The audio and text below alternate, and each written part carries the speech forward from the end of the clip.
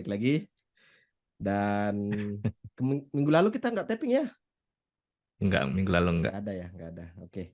Terakhir kita tapping itu bahas klub DNA dan ini Mm-mm. nggak jauh-jauh juga sebenarnya dari pembahasan episode sebelumnya klub DNA.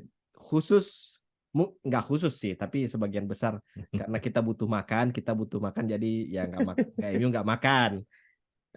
Iya. Dua pertandingan lawan City, terus lawan Newcastle, Mm. United kalah 2 kali, kebobolannya 6 kali. Mm. Yang parahnya itu sebenarnya karena Newcastle itu yang diturunin tim lapis 2, Emil Kraft itu Mm. nggak main sejak Sir Alex masih menjabat kayaknya itu. Terus si Matt Target itu jadi winger itu seperti apa? Matt Ritchie itu kayaknya Matt Ritchie itu Eh, terakhir main pas Jack Butland masih di Sunderland, di Stoke Iya. City. Dan United oke lah, Mm. Rashford turun, dia dicadangkan karena Mm. nggak tahu, mungkin karena bokap ini cuma karena Piala Ciki jadi dicadangkan. Bruno juga nggak Mm. main, Oilen Varane juga. malah nggak dibawa, Mm. terus McTominay cadangan juga. Dan hasilnya sama gitu, dengan bahkan Mm. lebih mengenaskan lagi sebenarnya kalau menurutku di match kemarin tuh, ya di match semalam. Mm. Eh, Terus rame-rame rumor Ten Hag. Ya, kalian tahu sendiri lah ya, kita tahu sendiri lah ya apa yang dirumorkan ketika sudah berapa pertandingan dan masih tetap kalah gitu. Ujung-ujungnya Iya. gitu, rinse and repeat. Tapi Mm. kita kayak kalau misalnya kamu kamu nonton semalam, Nonton. pelajaran Dan nonton di apa? sini itu jam 4.15 Oh ya. loh. Oh ya, bukan semalam Subuh loh. berarti. Tadi subuh. Itu mentalmu aman berarti, nonton subuh terus nontonnya kalah gitu, terus ke ngantor gitu. Gimana ya? Eh, Sebenarnya ini bukan momen pertama sebenarnya yang kayak gini-gini kan. Ya. Hanya saja 2 kali kalah beruntun di tempat yang sama dengan skor yang sama. Aku jadi kayak langsung mikir gitu. Bukan minggu lalu ya, akhir pekan Minggu ini, kemarin akhir itu, pekan kemarin. akhir pekan kemarin lawan Manchester City kalah 0-3, baru tadi subuh Newcastle United kalah 0-3 juga. Lawan yang ada Manchesternya kalah. Lawan Lawan Unitednya yang ada kalah. Unitednya kalah. Maunya apa coba klub ini? Memang cocoknya kayaknya harus daftar ulang deh, ganti nama ini klub nih. Nggak cocok ada nama Manchester United nih di sini nih. Jadi harus daftar ulang kayaknya. Harus registrasi ulang deh. Jadi biar kayaknya semuanya serba salah gitu. Pada akhirnya kan dibilang kayak yang kamu bilang tadi ada beberapa nama yang ditukar. Mm-mm. MU ini klub yang bagus ya. Tim utama dengan tim lapis dua itu sama-sama konsisten gobloknya gitu kan. Gak ada bedanya kan. Jadi kalau misalnya ada terkait performa yang tidak sesuai harapan ini dikaitkan ke masalah rotasi pemain gitu kan. Kalau Mm. misalnya ini pemain nggak perform, cobalah diganti dengan pemain yang lain. Ternyata nggak works juga gitu. Jadi Mm. eh, nggak tahu juga sampai salah di mana. Pada akhirnya sama kayak jadi sebelum-sebelumnya mencari siapa Kesalahan yang pantas di blaming kan. dia di kambing hitamkan. Iya, jadi tadi subuh pertandingannya yang nggak ada hal yang apa ya yang bisa di highlight dari dari Iya. pemain United karena pada saat kita lihat line up-nya Newcastle United itu sebenarnya udah ada harapan kan dari line up-nya Newcastle itu. Matt Ritchie itu pemain yang di era Eddie Howe pun sudah sebenarnya sempat ada naik namanya tapi karena sudah kemakan usia Mm. dia pun jadi pelapis 30 dua atau gitu. lapis tiga Iya. malah di Newcastle gitu kan. Mm. Dan pemain-pemain intinya banyak yang nggak main dari Newcastle ada si siapa yang Isak, strikernya Alexander Isak. ya Alexander Isak gitu. Kemudian ada si Tonali nggak main dan Harus Bruno keunggulan. Guimaraes pun babak kedua pun Babak baru kedua main baru dan diturunkan. Mm. dia pun diturunkan itu hanya untuk bikin Anu. emosi pemain United doang kan, Iya, ya kan? iya, iya, Dan itu sukses dilakukan dan iya. tanpa ada misalnya melibatkan fisikal yang mengakibatkan kartu kuning dan lain-lain. Karena pemain United secara mental juga udah nggak ada, beda beda mentalnya. Sama Kelihatan. kalau misalnya di pertandingan sebelumnya itu yang Arsenal West Ham itu kan sebenarnya, jadi Yang lucunya Arsenal kalah gini. 3-1 itu ya. Jadi proses kalahnya beda sebenarnya. Tapi yang paling lucu aku ingat tadi subuh tuh gini. VAR. Aku udah sempat mau pengen ngetawain Arsenal, tapi aku langsung diberhentikan oleh kelakuan tim ini gitu. Jadi nggak bisa ngetawain Arsenal gitu. Jadi Arsenal kalah 3-1, Mm-mm. permainannya itu masih oke gitu, masih Hmm. karena memang ya taktikal dari David Moyes, memang dia sudah ada persiapan matang untuk pertandingan itu dan sukses menghentikan serangan dari Arsenal. Sedangkan United bermain di kandang sendiri, tidak ada sama sekali kayak peluang, menciptakan peluang yang berbahaya gitu, yang memang terstruktur tuh, ada skemanya Hmm. gitu. Hmm. Kebanyakan masih kayak banyak lari kita lihat Mengawang-awang. pressing kan, tapi Iya. nggak ada yang terstruktur gitu. Iya. Jadi Hmm. kayaknya semuanya serba salah sih dengan apa yang dijalanin United sekarang. Oke, terima kasih untuk episode kali ini. Sampai cukup. Jadi ganti nama aja lah kayaknya. Nggak pantas lagi kayak mau udah lawan Manchester yang satu kalah, lawan United yang satu sekalah kan. Iya. Tapi cocok Gimana kalau lagi? kalau menurut orang di Manchester sana, Hmm. United itu sekarang sudah tetap namanya MU. Ah, M-nya tuh masih tetap U-nya, U-nya itu tetap masih United-nya ah, masih, ah. cuma M-nya yang Hmm. diganti. Jadi Sudah bukan apa? Manchester lagi, Jadi Muppet. The Muppet United nanti ini. Muppet United. Boneka goblok. Tapi kalau Tapi misalnya ah, gimana dari permainan tadi malam, kira-kira kan sebenarnya kekalahan lawan City kemarin harusnya itu responnya berbeda ya. harusnya, apalagi juara Obatnya itu bertahan, cuman, apalagi juara iya, bertahan obatnya gitu itu loh. cuman kemenangan kan. Yes, bounce back lah Kalau misalnya istilahnya. kalah itu. Tapi Mm-mm. dengan performa tadi yang kemarin lah lawan Newcastle United, Mm-mm. kira-kira butuh berapa lama supaya performanya bisa balik lagi? Minimal misalnya kembali ke jalur kemenangan lah gitu. Karena kalau misalnya kita lihat rentetan kekalahan ini eh, kayak bakal masih panjang kalau ngelihat dari segi permainan ya. Ya, Gimana kamu ngelihatnya? iya, nggak ada ini, nggak ada obat lagi. Apotek tutup Itu karena Apotek ya? iya, apotek tutup karena kalau misalnya kita lihat United yang lawan City terus lawan Newcastle itu kan Hmm. sebenarnya itu nggak ada sama sekali loh yang taktik yang berjalan di dua pertandingan terakhir itu sebenarnya bukan taktik, bukan strategi, bukan pola yang diperlihatkan Ten Hag pada saat pramusim. Hmm. Hmm. Nggak ada tuh istilahnya kayak gitu, nggak ada itu. Ya. Kita beli Onana, kita beli Hmm. Onana dengan harapan build up, tapi dua Hmm. pertandingan terakhir baru lawan City aja lah 10 menit pertama itu cuma long ball Ah, terus, long ball loh. terus, long ball terus. Iya. Terus apa gunanya kita beli Onana Sama kayak De Gea kan? kalau misalnya De Gea pun bisa melakukan yang sama seperti itu gitu. Hmm. Hmm. Seperti yang kamu bilang tadi, build up structure-nya nggak ada, pressing Hmm. structure-nya juga nggak ada. Jadi ya memang lagi-lagi ini ya kronis sih. Kalau misalnya Hmm. sampai kapan aku masih tetap sepakat dengan konsensus umum yang mengatakan bahwa um, United itu akan jalan di tempat selama Hmm. yang di atas itu masih sama gitu. Contohnya aja si Newcastle lah, beberapa Hmm. tahun jadi tahanannya Mike Ashley, Hmm.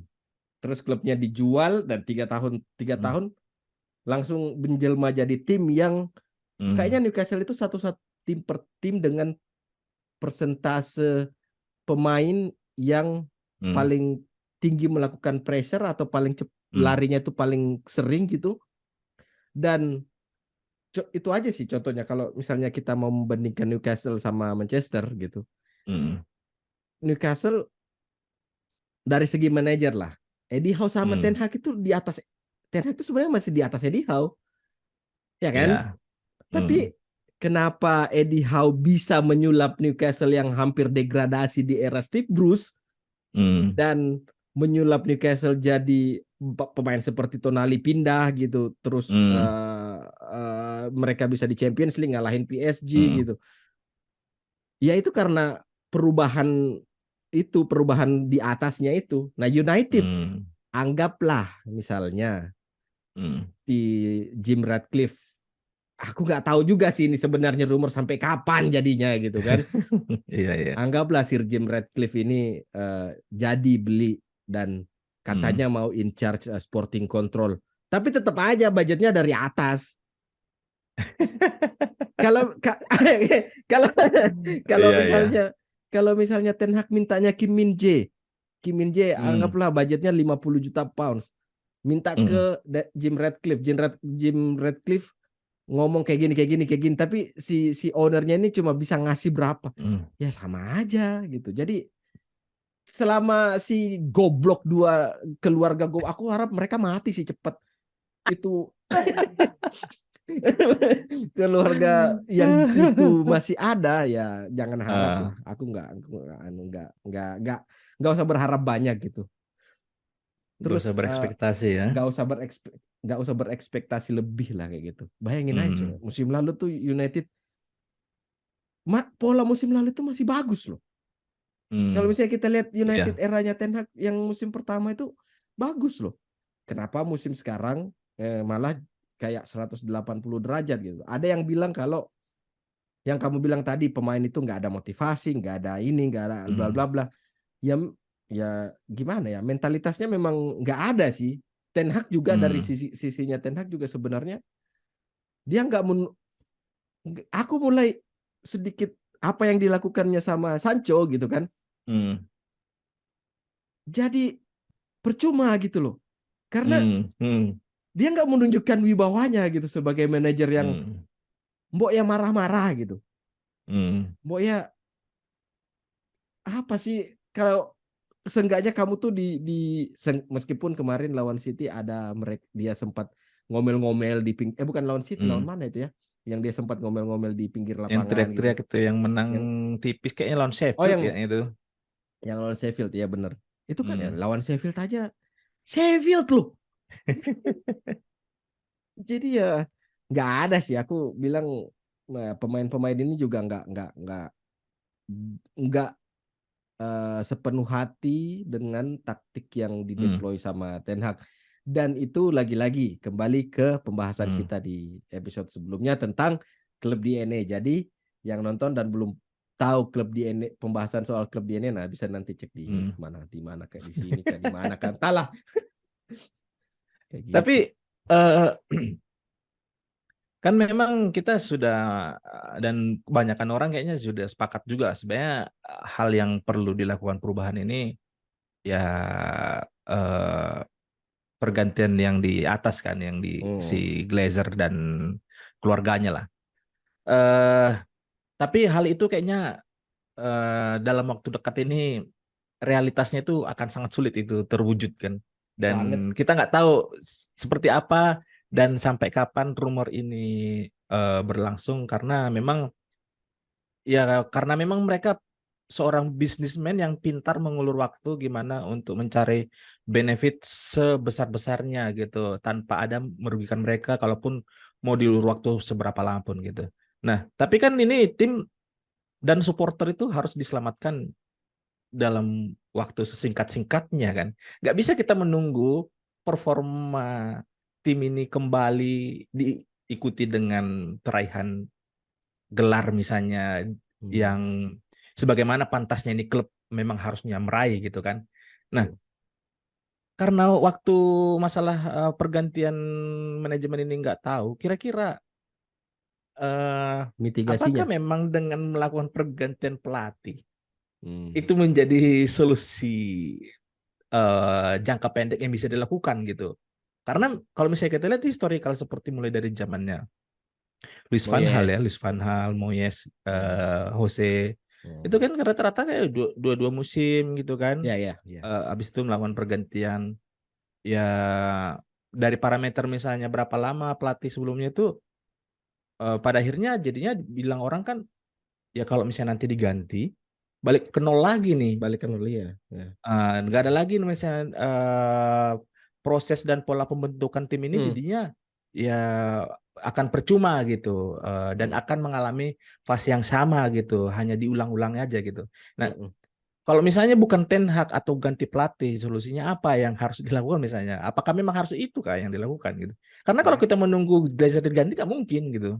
memang iya nggak mungkin memang. Jadi itu juga pertanyaan dan kayaknya sekarang apa call out Ten Hag untuk dipecat itu ya Hmm, tadi yang aku bilang kan rinse and repeat terus sejalan hmm, lagi yang kamu bilang terus siapa? hmm, Memangnya ada jaminan anggaplah katanya Sir Jim Ratcliffe mau manggil Graham Potter. Ya jaminannya apa Graham Potter? Graham Potter itu cuma seupritnya Erik Ten Hag loh. Jadi nggak ada nggak ya satu-satunya cara sih kalau aku bilang memang ini harus dari pelatih sih dari Ten Hag-nya hmm, dan aku fully back Ten hmm, Hag dalam hal ini hmm, seenggaknya dia itu bukan manajer yang meskipun memang wibawanya juga nggak ada sih hmm. aku nggak tahu ya ini pemain memang kayaknya memang pemain-pemain United ini bebal semua deh. Jadi masalahnya Ten Hag tetap menjalani yang sisa dan pemainnya ada yang perlu dilakukan perubahan nggak? Karena Oh kalau iya kebebal jelas dong. gini, Jelas dong, itu Bruno Fernandes buang aja serius. kan Kamu semalam ya, aku berharapnya pada saat Bruno Fernandes eh, masuk, aku tuh hmm, perhatikan loh, dia masuk, Rashford masuk, terus siapa lagi yang satu masuk tiga, Højlund Højlund. masuk bertiga kan.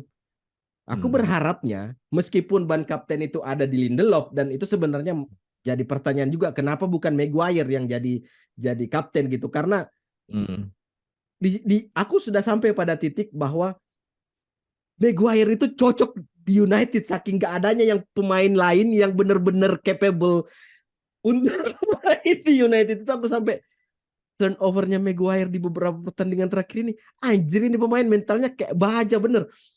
hmm, Oke, Bruno Fernandes masuk terus ada satu momen di mana United tuh punya chance di tendangan ah, bebas apa crossing ya early cross ya aku lupa dan itu bola tuh di Bruno Fernandes hmm. deliverynya tuh ya ampun Kayak tenang bebas yang dari sisi kanan.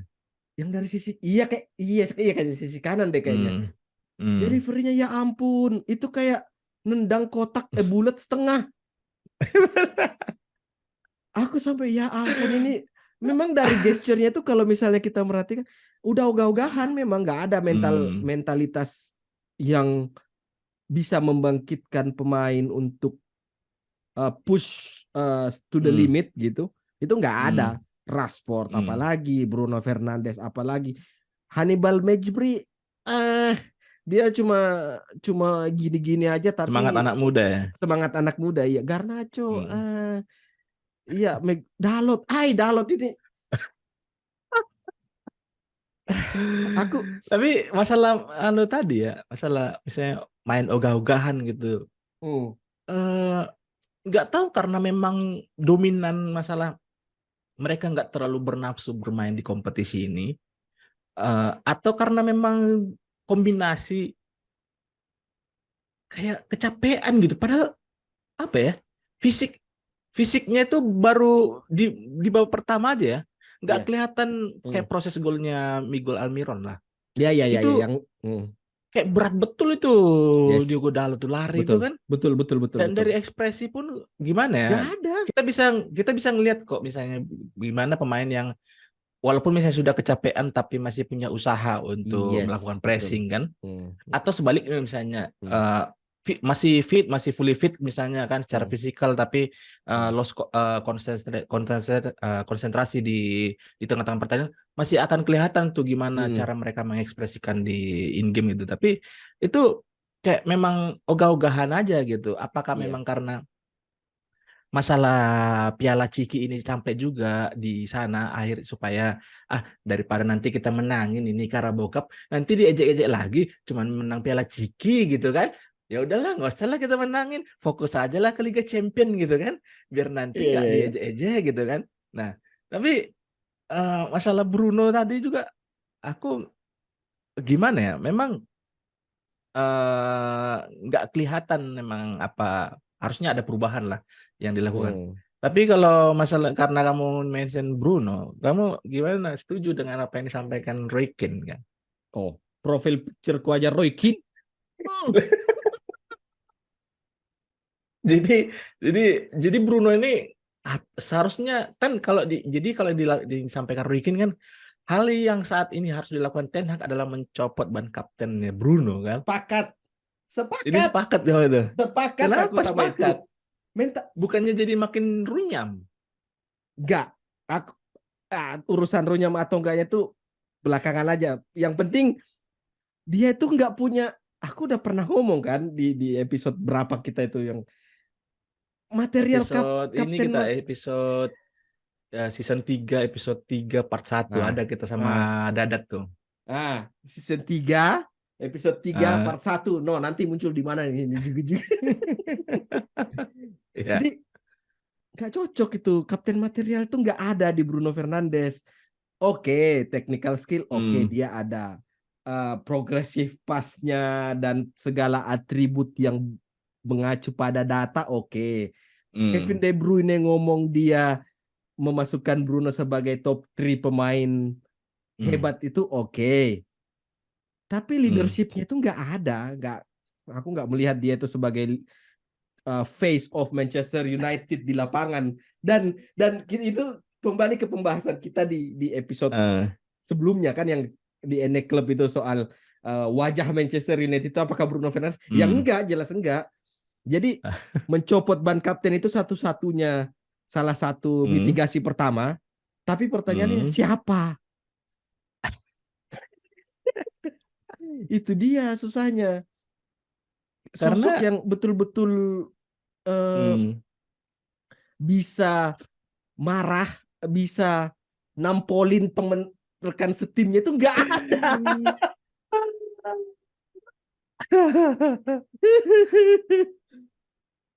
Tapi aku nggak sepenuhnya setuju kalau misalnya Hmm, ban kapten Bruno itu misalnya dilepas atau diganti gitu. Karena hmm, kalau misalnya aku lihat ya, hal ini sebenarnya kita bahas atau Roy Keane pun nge-mention itu kira-kira sepenuhnya karena memang dia tidak ada eh apa ya item kapten material atau karena hmm, memang performanya dia yang lagi turun gitu.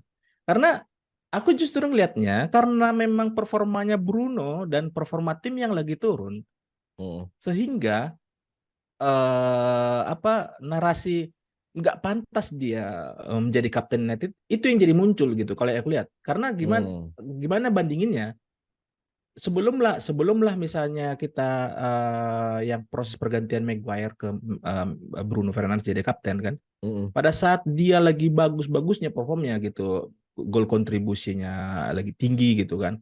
hmm. Bahkan setelah Ole pun masih bisa banyak berkontribusi dan selalu jadi dibanding-bandingkan dengan KDB gitu kan.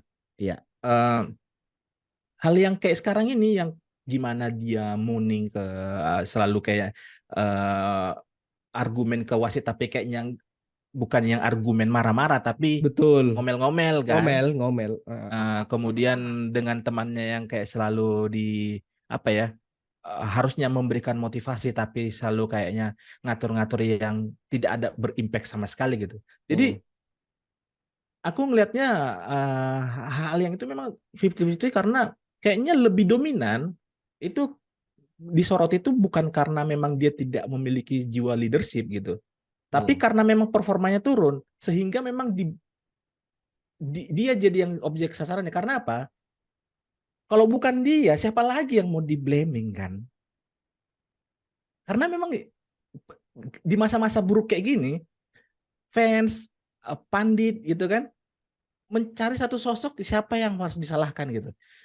Ini yang memang bedanya Ten Hag dengan pelatih yang sebelumnya. Walaupun misalnya pasca pertandingan kekalahan beruntun ini ada yang isu masalah Ten Hag out, tapi itu tipis-tipis tuh Ten Hag out itu. Iya, Kalau kita tipis-tipis. lihat Ya. ya, tipis Betul, banget gitu. tipis-tipis. Di stadion itu kalau misalnya kita bisa ingat lah zamannya Jose Mourinho, Ole kalau sudah kalah berapa kali, pada saat momen pemain dan pelatih keluar tunnel Stratford End itu disorakin tuh. Yes, Tadi yes, yes. malam Iya. udah kalah 2 kali nih. Iya. Kita bisa Masih masih tetap. ngelihat sorotan di clapping semua tuh Stratford End dan tidak ada sama sekali yang yang ngejek-ngejek atau membu gitu kan. Nggak ada sama sekali gitu. Nah, masalahnya karena Bruno ini kayak yang di season yang kita ngebahas proses pergantian kapten itu, yang aku bilang kan, Dadat kan sempat nggak setuju karena banyak hatersnya dan suka dan aku bilang kan justru itu harusnya bagusnya ini kapten gitu kan. Dan bukan hanya fans sendiri yang nggak suka dengan sikapnya yang kayak gitu, dan itu jadi makanan empuk sama pihak Media. eksternal kan, Ya, media kan. I see. Jadi memang 50-50 sih kalau misalnya dibilang masalah kapten material. Cobalah kita lihat Arsenal, Martin Odegaard dengan performa Arsenal sekarang. Kapten material apa coba yang bisa diangkut dari seorang Martin Odegaard kalau misalnya kita lihat historical kapten di Arsenal gitu. Selama performa pemain itu bagus dan performa tim itu bagus, nggak akan ditanya siapa kaptennya. Nggak akan ditanya. Manchester City siapa kaptennya coba? KDB cedera gitu kan. Kyle Walker. Mana pernah ada Walker kayaknya hari ini dia sudah marah-marahin wasit, berhasil merubah keputusan wasit karena dia adalah kapten kapten legend gitu. Gak ada gitu kan. Karena memang lagi bagus gitu. Nah, di United ini kan karena sudah nggak ada lagi Maguire yang harus disalahkan. Tadi malam itu dia di luar dari hasilnya nggak ada kesalahan yang fatal yang dilakukan gitu kan. Betul. Dan itu menunjukkan yang kamu bilang tadi, mentalitas dan profesionalismenya Maguire gitu. Walaupun aku nggak setuju juga karena kayak gitu dia harus dibalikkan ban kaptennya gitu. Nggak juga gitu. Jadi nggak secepat itu juga gitu kan. Jadi masalah kaptennya Bruno ini aku ngeliat lebih ke karena performanya lagi turun. Dia nggak bisa kayak kamu bilang tadi, mention spesifik itu. Ada harusnya setengah peluang mungkin dari proses set piece tenang bebas, harusnya dia bisa mendelivery long pass yang bagus gitu kan, minimal meng-create chance gitu kan, tapi ini enggak gitu. Dan itu yang jadi titik awalnya dari hal yang sebelum-sebelumnya terjadi juga. Nggak pantas ini jadi kapten gitu. Jadi aku ngeliat sih lebih ke karena performa dia lagi nggak bagus, performa tim hasilnya nggak bagus, Ten Hag juga ekspresi di lapangan juga kayak kebingungan gitu. Baru 5 menit babak kedua berjalan, babak kedua kan langsung mulai itu diganti Amrabat masuk ganti Casemiro, kemudian sama AWB gantikan Dalot kan. 5 menit babak kedua, muka Ten Hag itu langsung kebingungan ngelihat benchnya. Siapa kira-kira mau diganti? Karena kayak nggak ada efek sama sekali gitu. Iya, betul. Dan kemudian dia balik ke bench pemain gitu. Jadi aku ngelihat memang ini masalah solusi pendeknya gitu untuk melakukan perubahan. Mau diganti kaptennya kayaknya enggak juga, pikir gitu kan. Mau diganti Ten Hag juga kayaknya percuma. Orang Manchester pun kayak malu-malu mau Ten Hag out gitu kan. Malu-malu. Dan dilemanya justru aku ngeliat Ten Hag ini nggak bakalan dipecat sama Glazer karena Ten Hag ini punya kontribusi bagus secara mendefisit gaji-gaji pemain yang berimpact ke masalah keuangan ke tim gitu kan. Dan itu berimpact juga ke Glazer kan. Jadi pengeluarannya mereka berkurang. Jadi kayaknya kalau misalnya berharap juga misalnya bukan dia nggak mengundurkan diri atau dipecat, kayaknya kecil kemungkinan juga gitu. Jadi ya kayak dijalanin aja lah hidup ini. Manchester kalau mau nanti lawan Fulham juga akhir pekan ini kalah kayaknya ya wes lah. Nrimo ing pandum. tinggal kita mau cari ini aja siapa yang mau disalahkan karena pertama siapa yang mau disalahkan, pelatih mana yang mau diganti. Mm-mm. Aku ngelihat dua item ini adalah makanan apa namanya, Makanan empuk media. hormon endorfinnya fans United. Jadi Ah. kalau nggak misalnya kita harus harus akui momen-momen mencari siapa pelatih yang menggantikan mau ngisi pelatih United itu dinikmatin fans United gitu. Muncul nama-nama Zinedine Zidane gitu. Disitulah nanti mulai naik kan. Ujung-ujungnya apa? Kayak gitu juga gitu kan. Kita Iya, masih ingat proses Ten Hag ini awalnya siapa? Ralf Rangnick gitu kan. Ralf Rangnick. Muncul nama-nama si Antonio Conte, si Mancini dan lain-lain, Simeone gitu.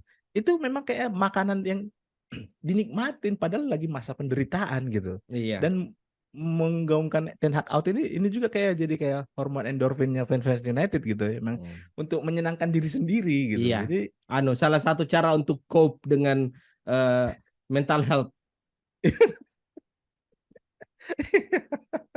Karena kalau dibilang ya, fans United itu mentalnya kena semua.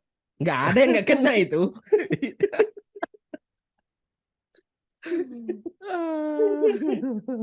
Tapi soal Bruno Fernandes ya, aku sih ya mungkin iya itu mungkin memang akumulasi dari semua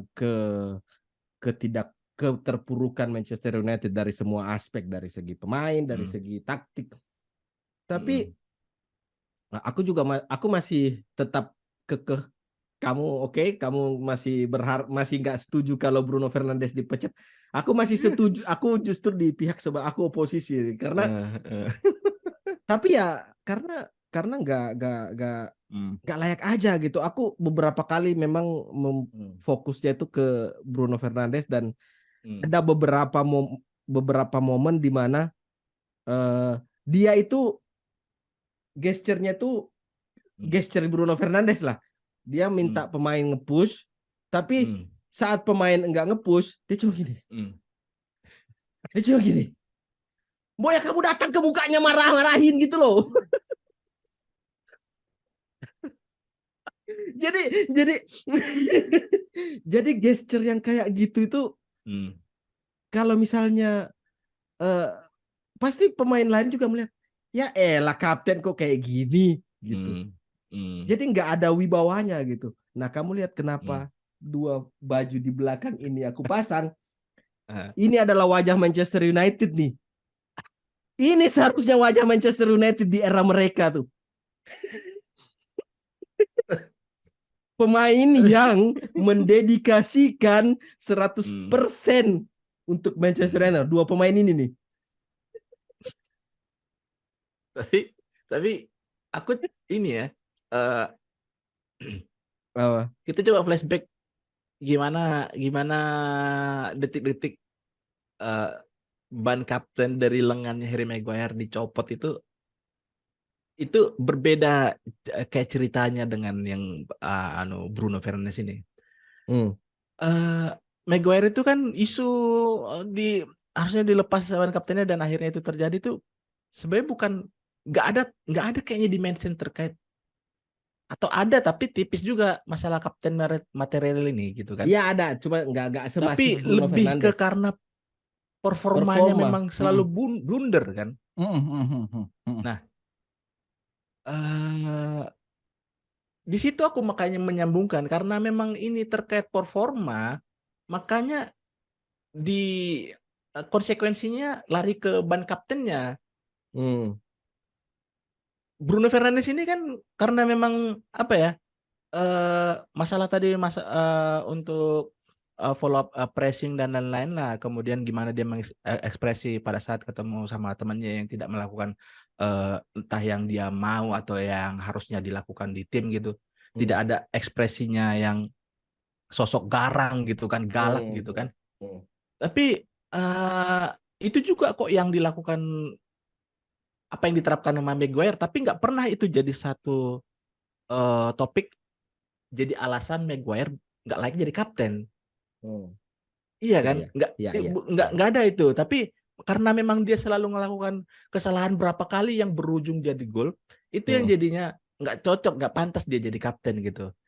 Masalah leadership memang kalau misalnya kita lihat di United sekarang, di tengah keterpurukan yang kayak sekarang inilah, dari semua pemain pun kita mau bilang Casemiro, Varane juga nggak ada menunjukkan apa-apa karena nggak ada memang nafsu apa ya untuk meraih gimana berjuang selama 90 menit itu nggak ada kelihatan sama sekali gitu. Kita mau lihat dari sosok Ten Hag, harusnya kalau misalnya pelatih dari Belanda yang punya sosok keras gitu Hmm. kan, Hmm. yang bisa, dan sebenarnya sudah ada kayak misalnya dia sudah berhasil menyingkirkan Ronaldo, sudah berhasil menghukum Sancho gitu.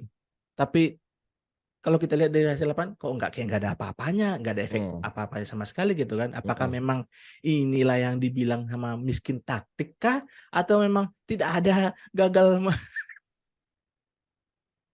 Keluar dong istilahnya. Jadi kalaupun misalnya aku di titik ini, yang kalau misalnya kita mau cari siapa yang salah, aku lebih Hmm. condong ke Ten Hag sih. Ini Ya, bukan ya. masalah dia harus diganti apa enggak ya. Ya, ya. Karena memang dia nggak dia kebingungan mau gimana. Kalaupun misalnya bukan spesifik ke Ten Hag, aku ngelihat staffnya itu nggak ada sama sekali kayak yang capable gitu. Oh. Beda kalau misalnya beda kalau misalnya kita lihat staffnya Arteta, Jurgen Klopp, Pep Hmm. gitu. Hmm. Staff pelatihnya United yang si botak tuh Van Iya. der Berg siapakah gitu kan. Hmm. Hmm. Cuman pakai headset dengerin analis dari atas gitu. Bos, live score nih. Arsenal ketinggalan 0-3. Bukan bahas analisa pertandingan tuh. Oke, di copy gitu kan. Siapa Hmm. Steve McLaren tuh Iya, Steve McLaren. bengong kayak ngecatat ya kan. Iya. Ya ampun gitu. Jadi ya Tahu nggak kamu si botak itu ngapain? kenapa? Itu sebelum pertandingan dia parlay. Ja- Jadi dia itu nunggu instruksi dari atas. Bos, Eh, mana nih pasangan kita oddsnya tadi segini tapi kalah gitu ketinggalan. Steve McLaren juga eh. masang parlay tapi untuk pertandingan berikutnya. Jadi udah dirumus duluan sama dia. Jadi kalau aku ngeliat sih lebih ke masalah ini murni kalau misalnya siapa yang mau disalahkan itu masalah pelatih dan staffnya sih. Ya.